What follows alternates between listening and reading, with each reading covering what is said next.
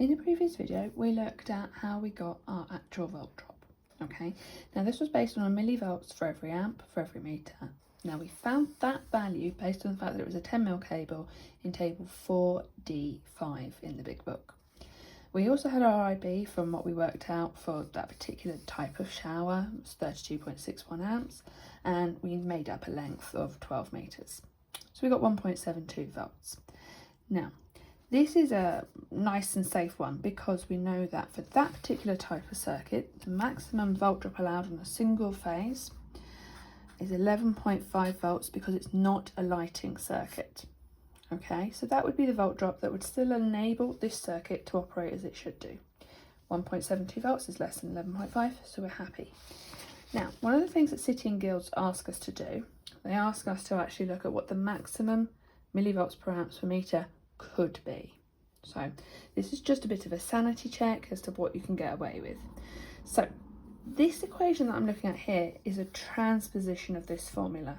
Let me know in the comments if you want me to do more on transposition, but this is the table as it, this is the equation rather, as it comes out.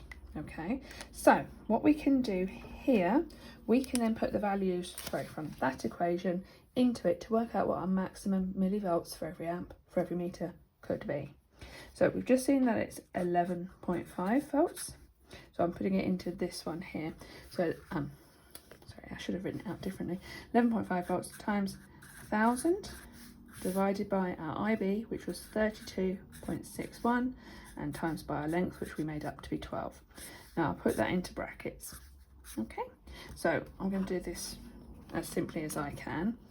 I'll do it the other way around if you see what I mean. So 32.61 times 12,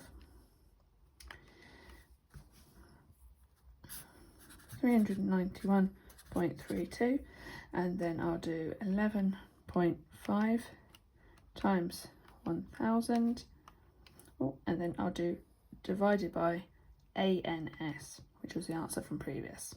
Okay, so this equals 29.3877. So this is what it's telling us would be the maximum for the millivolts per amps per meter to still get an acceptable, so within 11.5 volts, volt drop. I don't know particularly how useful this is, but this I suppose could help you reverse engineer, so then you could come back to table 4D5 and then you could find out what the minimum cross-sectional area you could get away with would be for your volt drop. However, because you've already come through from all the other things that you're going to do to it in terms of correction factors, you know that 10mm is the right size for this shower. Okay, thanks.